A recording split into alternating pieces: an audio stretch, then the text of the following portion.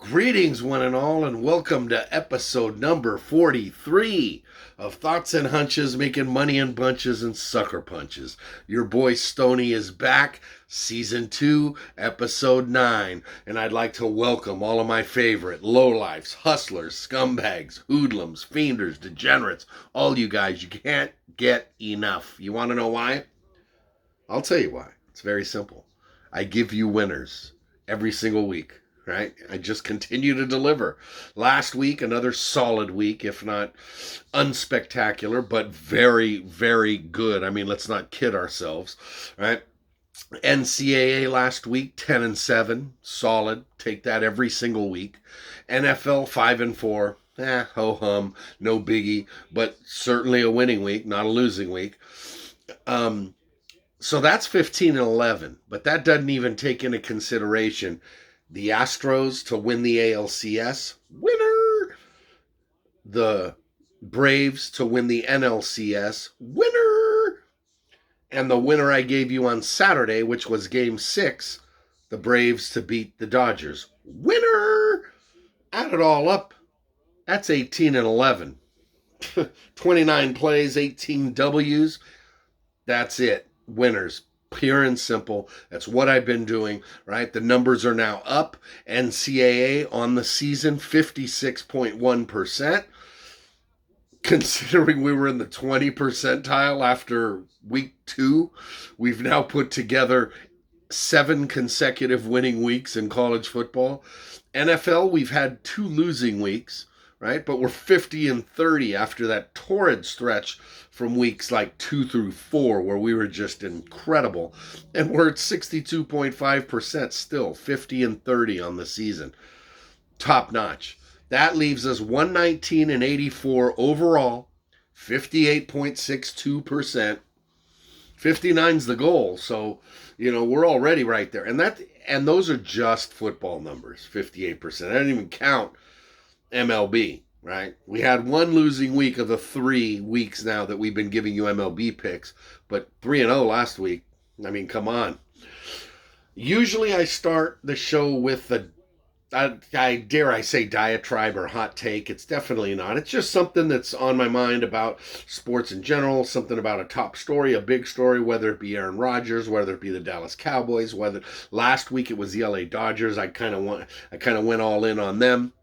And I didn't even get into the financial aspect of their spectacular choke job that they did again. And I'm not going to get into it again because everybody knows that they spectacularly choked away the NLCS by poor management, right? And now Andrew Friedman, the president of baseball operations. Remember when they used to have general managers? Yeah, those are all gone now. But now the president of baseball operations, Andrew Friedman, is throwing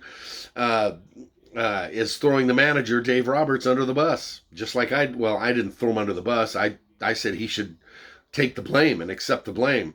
And, now he's getting the blame dropped in his lap by Andrew Friedman, and it's just funny to me because team that spends $250 or $260 million just can't get it together. It's just comical.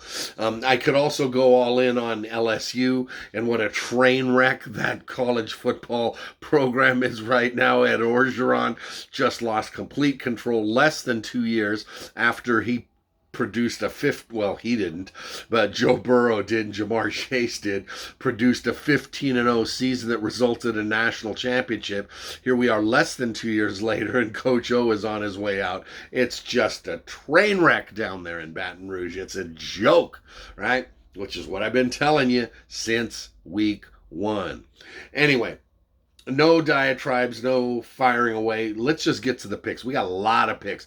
A packed schedule tomorrow, right? So we're going to start tomorrow, noon Eastern, ACC football, Georgia Tech, Virginia Tech, from Bobby Dodd Stadium in Hot Town. Speaking of Hot Town, I'm watching right now the Braves and the Astros, game 3 of the series.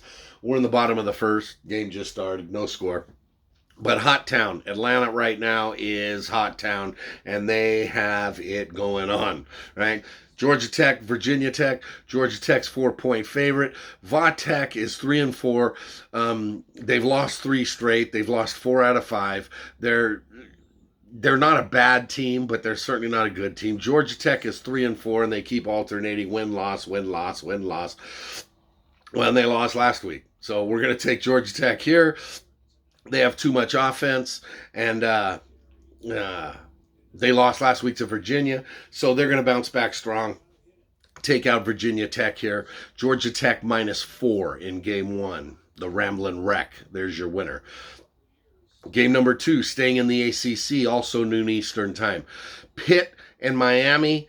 This one is at the Giant Ketchup Bottle in Pittsburgh. The Pittsburgh is 9.5-point favorites. The Panthers over Miami. Miami is 3-4. They've lost 2 of their last 3. They did win last week. They beat North Carolina State. Cost me. I had NC State in what I thought was going to be a pretty easy victory. But Miami, I got to give them credit. They played really well, even though they've lost Derek King for the season. Pitt, on the other hand, is 6-1. They've won 4 straight. They're coming off their biggest win of the season over Clemson. Some people might see this as a letdown game because that win over Clemson last week meant everything to Pittsburgh. Now they're back home against a middling team that's still dangerous, but realistically probably won't win this game. But Pitt is just playing really well. Kenny Pickett is a front runner for the Heisman right now. Pitt -9.5, Lamb, and Pitt should win this game by 2 touchdowns or more. Moving on to the Big Ten at noon Eastern time. The biggest game of the week, let's face it. Michigan State. The 6th-ranked Wolverines head up to East Lansing. This is what it's all about, to take on the 8th-ranked Michigan State Spartans. Michigan comes in as 4-point favorites, and for good reason. Michigan's 7-0, right? They've got wins over Northwestern, Nebraska, Wisconsin, Rutgers. Let me repeat that. Northwestern, Nebraska, Wisconsin, Rutgers. Are any of those teams really that good? I mean, Michigan's been impressive. They're blowing teams out. Their defense is allowing 14.2 points per game, right? That's number 2 in the nation behind Georgia, who's allowing 6 points a game. But Michigan's front 4 is arguably better than Georgia's.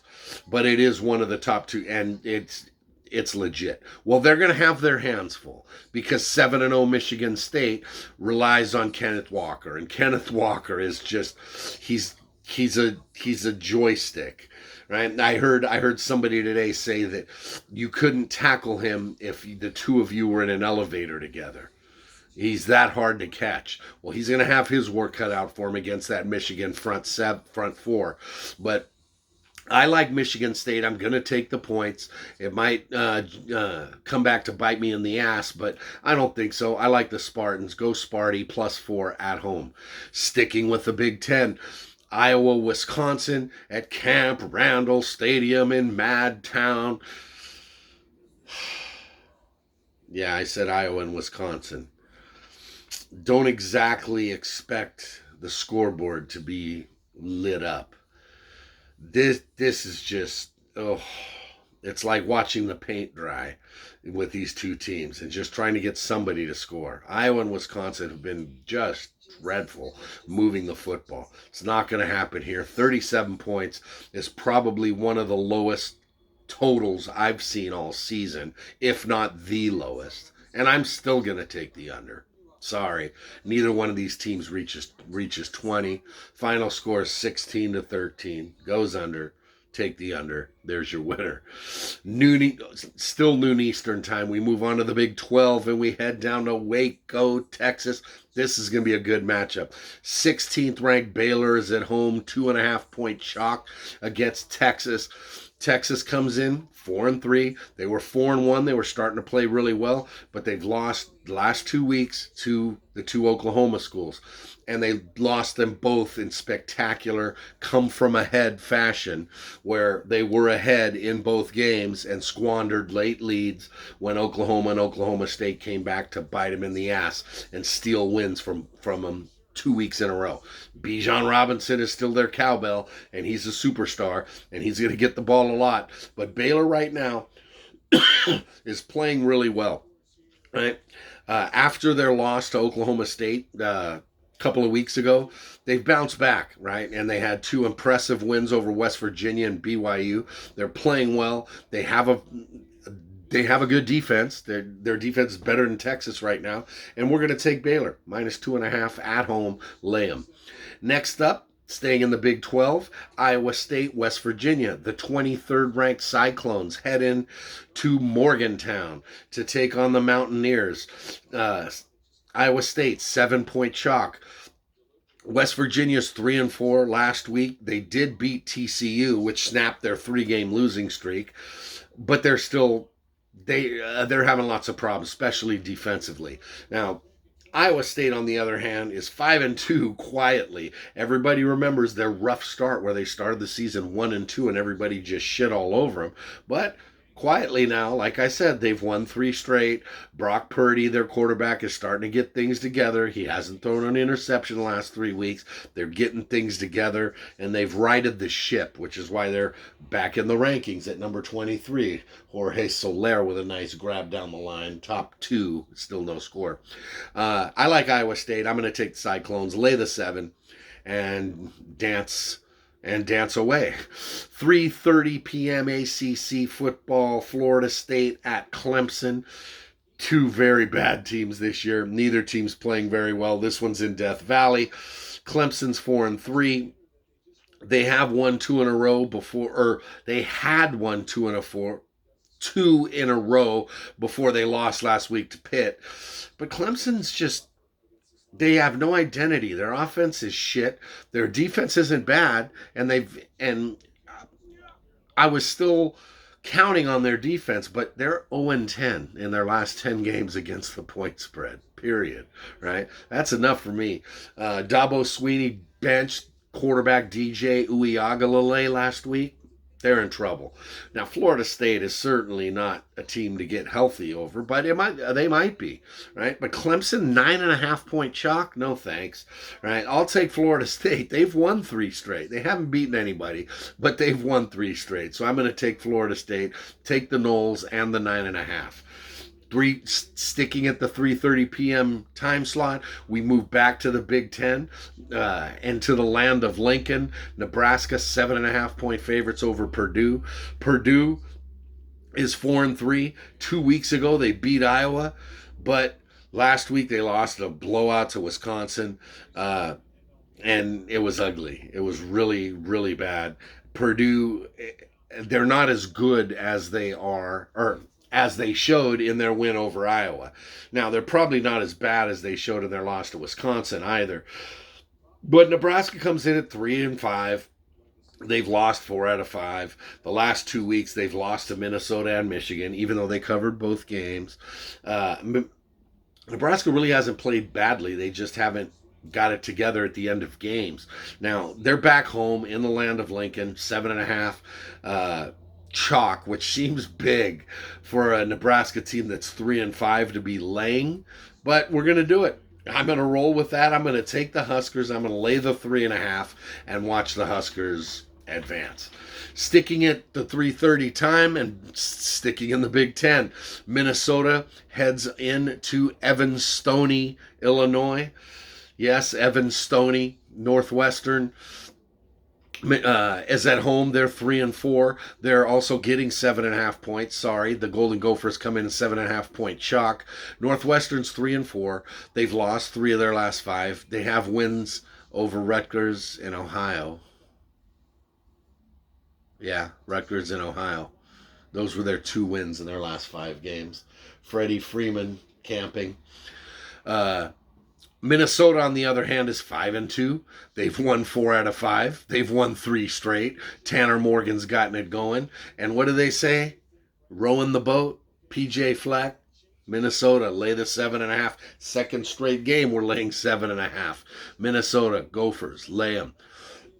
Forgive me the coughing. I'm fighting a brutal cold. Anyway, 3:30 p.m. Saturdays in the South. The 3 F's, baby. Family, faith, and football. It's what we do down here in the South, and this is the biggie. One of the biggies. But it's a game I've always looked forward to, and it's a game that I'm going to go to someday. Just not tomorrow. But someday in the foreseeable future, I'm going to head down to Jacksonville for the world's largest outdoor cocktail party. Florida versus Georgia. They play in the site of the Jacksonville Jaguars because it's pretty close to being in between the two campuses in Gainesville and Athens. And neither team necessarily has a true home field advantage, even though the game's played in Florida. Believe me, there'll be a lot of red down there. The number one team in the nation is Georgia, and they're 2-touchdown favorites over Florida. Now, the old adage is you throw the records out the window in these kind of games because it's a true rivalry game, right? Georgia, the last 3 weeks, have beaten Arkansas, Auburn, and Kentucky. They got their 2-quarterback system with Stetson Bennett and JT Barrett right now, and it's working. And they've got the number one defense anywhere in and across the land. It is that damn impressive. Florida, on the other hand, has had a week to stew over their brutal loss to LSU, where they hung 42 points on LSU and still lost. Because when you lose to LSU, it's embarrassing. Yeah, anybody that loses to that shitty program should be embarrassed. LSU, what a joke. The Chinese bandits, please. Anyway, LSU, right? They did have a week off. They also have a dual quarterback system in freshman Anthony Richardson and Emory Jones. Emory Jones put up numbers, but Anthony Richardson has injected some life into that offense. It's their defense they need to worry about. But I think they're going to score enough to keep Georgia from running away with this. Georgia could win maybe 31-21. I'm going to take Florida. I'm going to take the 2 touchdowns. That's just a big number for a rivalry game. 4 p.m. Eastern time, we moved back to the ACC. 13th ranked Wake Forest is at home at Winston-Stony, North Carolina. 16.5 point favorites against Duke. Now, Duke is 3-4. They've lost 3 in a row, and they're coming off of a 48-0 shellacking at the hands of Virginia last week. Where Wake, on the other hand, 43 points a game. They hung 70 on Army last week. And quarterback Sam Hartman, he's also in the Heisman chant, as well he should be. And Wake is putting up monster numbers. Duke won't be able to keep up here. Wake wins this one big and wins this one easily. We move back to the SEC, 7 p.m.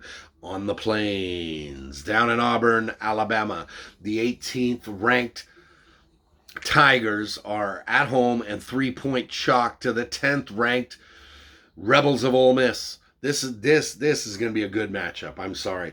A lot of people look at that number and are surprised. Well, Auburn is 5-2. They've won 3 out of 4. Their only loss in their last 4 was to Georgia. They keep winning games. Bo Nix seems to be coming into his own. Now, Ole Miss, on the other hand, they're 6-1. Their only loss was to Alabama. They've won 3 straight since, and Matt Corral is another Heisman hopeful. And him and Bo Nix, it should be a pretty good matchup. But I just like Ole Miss. I think their offense is going to be a little too much. Auburn can score, and Ole Miss's defense isn't that great, but Ole Miss's offense is very good, and they're going to keep it up. Take Ole Miss and the 3 on the road. Road dog. Moving on, 7 p.m. in the American Athletic Conference. This is going to be a good matchup down in Houston. 19th ranked SMU, 1-point favorite at Houston. This has got the makings right here. This is a game of 2 teams that, because they're not in a Power 5 conference, nobody really wants to talk about them, right? But the American Athletic is no joke. Houston is 6-1, right? They lost their opener to Texas Tech back in September. Since then, they've ripped off 6 straight. They're playing really well, but SMU, on the other hand, they're 7-0. And their quarterback, Tanner Mordecai, right now, he's thrown 29 touchdowns, which is tied for number 1 in all of the FBS. They're putting up huge numbers down in SMU in Fort Worth. Houston, on the other hand, is good. They're balanced, but I like SMU. SMU is going to be a little too much in this one. Lay the 1 and take the ponies, the Mustangs of SMU. 7 p.m. Mountain West Conference. This one is one of my strongest plays of the week. Fort Collins, Colorado. Colorado State, 2.5-point chalk against Boise State, who comes in. Boise's 3-4. They've lost 3 out of 5. Colorado State's also 3-4. They've won 3 out of 5. I'm taking Colorado State on their home field. Boise might win some games away from the Smurf turf, but they haven't played that well. I like Colorado State here, and like I said, in one of my strongest plays of the week, plus 2.5, take the Rams. 7:30 p.m., we go back to the ACC. Raleigh, North Carolina, Carter Stoney Stadium in Raleigh. NC State, 6.5-point favorites over Louisville. NC State right now is 5-2. Last week they lost to Miami, which cost me. I had NC State, and Miami came from behind and beat them. They had 4 straight wins before that, and they were playing really well. Louisville's 4-3. Last week they did beat BC, but they swapped. They snapped two-game losing streak to beat BC, and BC was playing pretty well. So Louisville's coming off an impressive win. NC State's coming off a bad loss. I'm going to take it NC State. Lay the 6.5 at home at Carter Stoney Stadium in Raleigh. 7:30 p.m. Columbus, the Horseshoe. Number 5 Ohio State, 18.5-point favorites over number 20th ranked Penn State. Penn State's 5-2. They've lost 2 in a row now. They started the season 5-0 and got all the way up, I believe, to number 3 or number 4. Now they've lost 2 straight, and they've sunk all the way down to number 20. It was Iowa and Illinois last week in that crazy 9 overtime game, and the week before it was the Iowa game. 2 weeks in a row now, Penn State's not been able to score. Well, things ain't going to get any easier heading into the Horseshoe in Columbus. But they are no joke. And did Duval just go? No. Okay. All right. No, we're good. Bottom second, 1 out, and still no score. Anyway, Ohio State is 6-1. They've won 5 in a row since they lost to Oregon, and they're crushing teams. They continue to cover big numbers. This is another big number. It's 18.5. And I like Penn State. I like James Franklin. I always have. I always will. But they're in trouble here. I don't know how they're going to be able to slow down Ohio State's offense, and Ohio State's defense should be able to keep Penn State from doing much of anything until garbage time, basically. Take the Buckeyes, lay the 18.5. 2 out, bottom second, still no score. 10 p.m. Eastern time tomorrow night, Pac-12. Utah, UCLA, Rice-Eccles Stadium in Stony Lake City, Utah. Doesn't get any better than this. This is a good matchup right here, I tell you. Utah, 4-3. Last week they lost to Oregon State, and that snapped the streak of 3 straight wins. And that was a loss that hurt me too, because I had Utah. But Oregon State's playing really well, and Oregon State knocked off Utah. UCLA, on the other hand, 5-3. They've won 3 out of 5 last week. They lost to Oregon in a game they should have had. They had the lead at home and let Oregon sneak in through the back door to beat them. I like UCLA here. I just think that 6.5 is a big number. I think Utah wins, but UCLA has enough to cover. If it's not a close game, then they do have enough to slide in through the back door and grab that 6.5. 10:15 p.m. Provo, Utah. So you got 2 big games happening tomorrow in the state of Utah. 25th ranked Cougars of BYU are 2.5-point chalk against Virginia, who travels cross country basically to take on BYU. Virginia's playing well and quietly. They're 6-2. They've won 4 straight, and they're scoring more and more points. The last 4 games that they've won during that streak, the points are going up and up and up. Now, BYU's got a good defense, and they're going to have their work cut out for them. Now, they had lost 2 in a row before last week, where they bounced back and beat another surprise team out of the Pac-12, which is Washington State. So BYU 6-2. They're playing well. They're at home. They're 2.5-point chalk. Take the Cougars, lay them against the Cavs. And finally, 10:30 p.m. Get ready, boys and girls. The Degenerate Special, your favorite. Lugo, Dio, you guys love the Degenerate Special. I've heard it called, oh God, what did I hear it called today? I heard it called the, I should have written it down. A couple people were talking about it and they called the double up or break even. I don't remember what the hell it was. Anyway, I call it the Degenerate Special. This is what it is, right? We lost last week.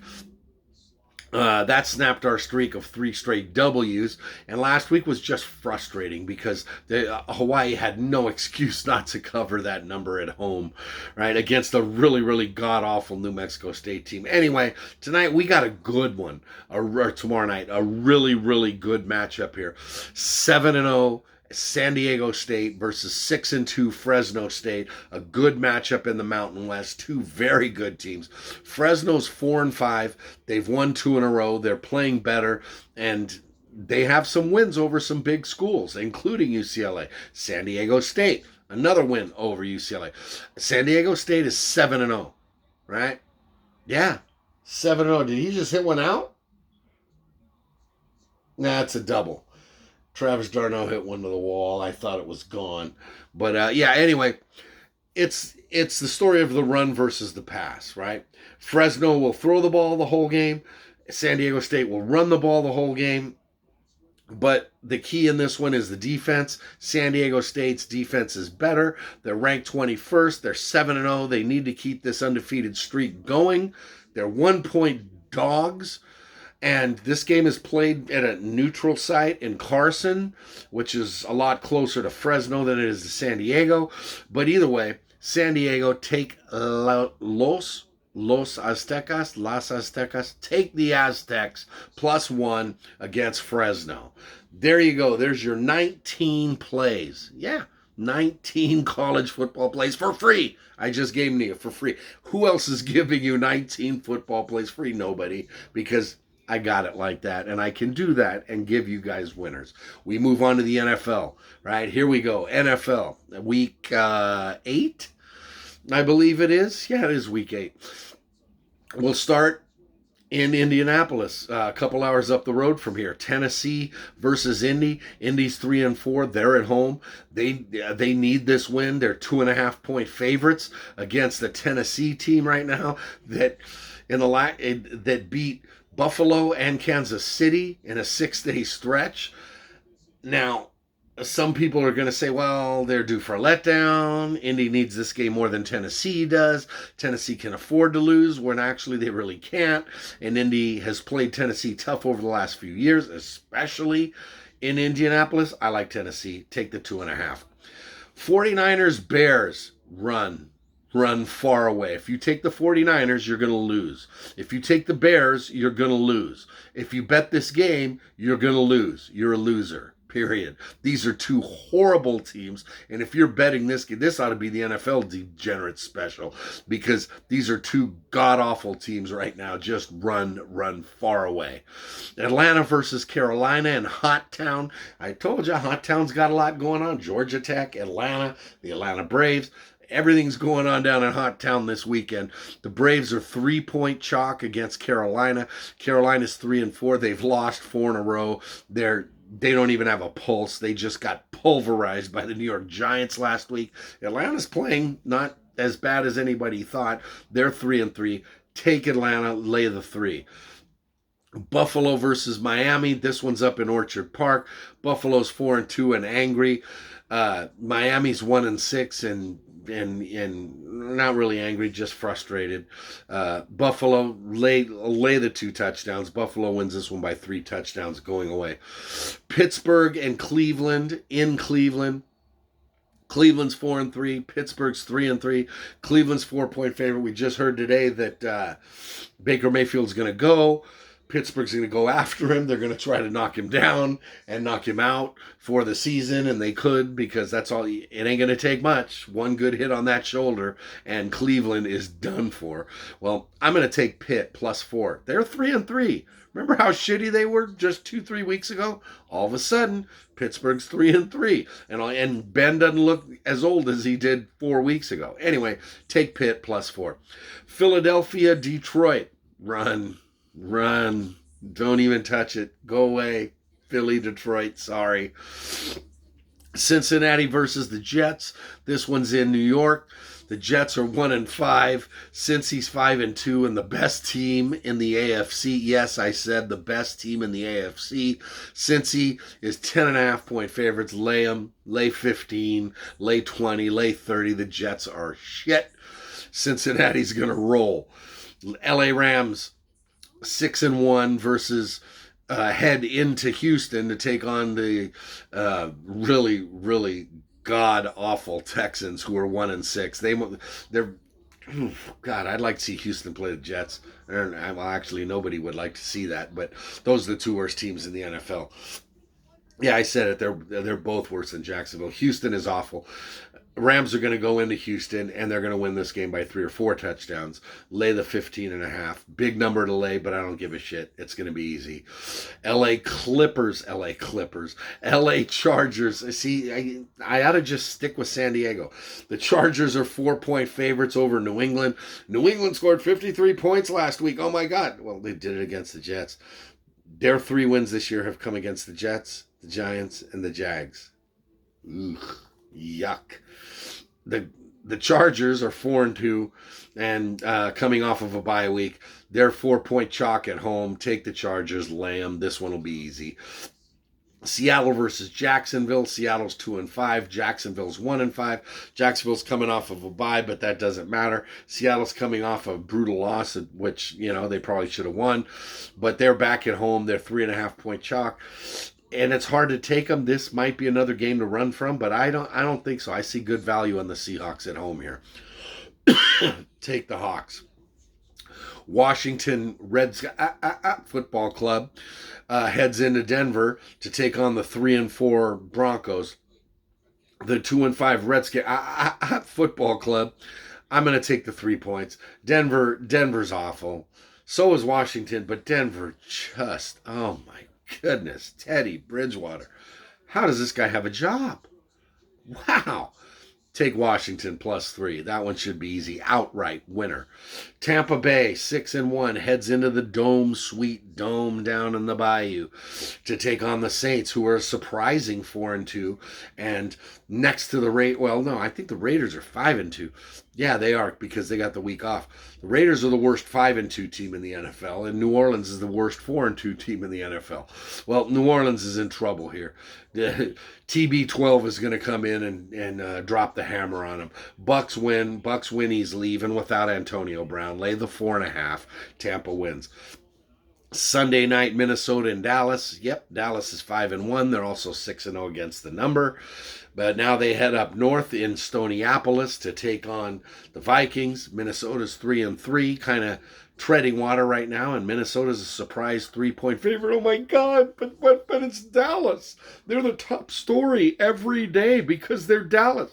Take Minnesota, lay the 3. Cowboys lose with or without Dak. Please, Dak's banged up and they're due for a loss. Minnesota wins and covers -3 as the books rake it in because everyone's going to bet Dallas. Monday night, final game of the week, Kansas City versus the Giants. The Giants are 2-5, head into Kansas City, who's 3-4 and is playing god-awful football. They're all banged up. The Titans decapitated Patrick Mahomes last week. And oh my God, what's the matter with the Chiefs? Who cares? The Chiefs are just an average football team, period. But they're still good. They're still dangerous at home. And they're playing the Giants, who are coming off a big win, but that's not going to continue. Kansas City, lay the 10, take the Chiefs. There's 12 NFL plays. That's 31 picks for that ass. How you like them apples? 31 plays. MLB now, real quick. I'm just going to run over who I've got. I took Atlanta to win the World Series at plus 125. It was a value play. I liked Atlanta's pitching. Then all of a sudden, Charlie Morton got hurt in game 2. That's going to hurt him down the stretch in games 4 and 5 because they're going to have bullpen games. But it doesn't matter. I'm still sticking with Atlanta. I won game 1. I had Atlanta to win that game because Charlie Morton was pitching. I won game 2 because I had Houston coming back to win because nobody thought Houston was going to lose 2 in a row, and they didn't. They came back. They bounced back strong, even though they beat a good pitcher in Max Fried. Tonight, game 3 right now, there's still no score. I took Atlanta at minus 111. I wish I had numbers for you on tomorrow's game, but not yet. They're going to wait till this game's decided before they post more numbers. But that's who I've got. I've got Atlanta in the series, and I've already got 2 wins this week with Atlanta in game 1 and Houston in game 2. And now I've got Atlanta tonight. So that's it. That's all I got for you. I mean, I don't know what to tell you. That's 35 minutes strong. That's 31 NFL plays. That's 3 more MLB plays. And just remember the key phrases for you. If you want to win big, you got to bet big. To me, the action is the juice. There's money on the streets that can't be ignored. And finally, good luck to you.